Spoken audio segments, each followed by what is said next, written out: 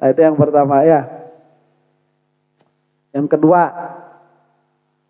dia bilang begini, orang muslim itu sepakat bahwa Allah itu tidak bisa digapai oleh akal.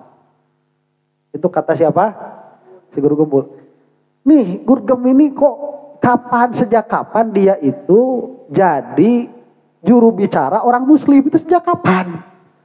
Tahu-tahu ngomong aja orang muslim sepakat bahwa Allah itu tidak bisa digapai oleh akal. Dari mana ini? Itu muslim itu cuma kamu doang, Gurgem. Gimana sih untuk mengatakan seperti ini? Kamu harus meneliti dulu apakah memang semua orang muslim sepakat atau tidak. Atau kalau mau para ulamanya mana? Lah kamu mau bawa referensi enggak? Tiba-tiba ngomong semua orang muslim sepakat bahwa Allah itu tidak bisa digapai oleh akal. Ya, ini apa sih maksudnya? Nah, pernyataan bahwa Allah itu tidak bisa digapai oleh akal ini tidak benar secara mutlak. Ya. Kenapa? Karena tatkala kita membicarakan Allah, itu ada perkara-perkara yang mana pengenalan tentang Allah ini ada yang benar dan ada yang salah. Ya. Jadi kalau misalkan sekarang kita nih perkataannya si Gurgem begini, semua orang Islam sepakat bahwa hakikat zatnya Allah ini tidak bisa digapai oleh akal. Musalamah itu benar. Itu bukan hanya orang Islam, semua orang berakal. Spinoza yang ngomongnya begitu, Plato yang ngomongnya begitu, Aristoteles yang ngomongnya begitu. Jadi hakikat zat, maksud hakikat zat itu apa? Maksud hakikat zat itu dia yang menjadikan Tuhan sebagai Tuhan sehingga bisa dibedakan jadi yang lain. Apa? Gak bisa tuh disentuh itu mah. Cuman nanti manusia ini dia bisa punya pemahaman-pemahaman yang salah tentang Tuhan. Misalkan orang Kristen mengatakan Tuhan punya anak. Kita mengatakan Tuhan tidak beranak. Nah, ini bisa digapai oleh akal, bisa digapai oleh rasio. Gak bisa begini si Gurgem itu. Saya ini yakin Tuhan tidak punya anak.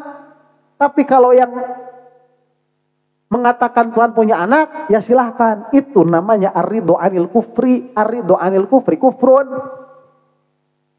Itu ridho atas kekafiran. Apalagi kalau misalkan sampai mengatakan ya semua orang bisa punya pandangannya masing-masing tentang Tuhan. Itu tolol. Mau jadi apa? Itu kalau di filsafat namanya indiyah, nihilis itu. Ya. Nah, ini nggak bisa. Jadi Allah Subhanahu wa taala ini pada perkara-perkara yang sah dinisbahkan kepada Allah, ada yang bisa digapai oleh akal. Misalkan apanya? Adanya, kodimnya, bakonya. Ya, nanti ada pertanyaan begini, apakah Tuhan ini akan tiada atau tidak? Si Nietzsche kan bilangnya udah mati Tuhan itu. Nah ini kan nggak bisa dibiarkan. Karena kenapa? Karena kenyataannya Tuhan itu bako.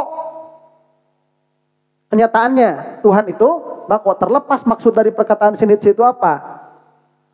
Atau misalkan kita lihat perkataan batiniah yang mengatakan Allah bisa merasuk. Atau wahidatul wujud yang mana kita itu bisa merasuk kepada Allah. Atau semua perkara ini Allah. Ini kan sudah berbeda orang nih di dalam mendeskripsikan Allah. Kita ini mendeskripsikan dalam pengertian kita tahu bahwa Allah ini satu, tidak ada duanya, tidak di dalam alam, tidak di luar alam dan tidak bertempat.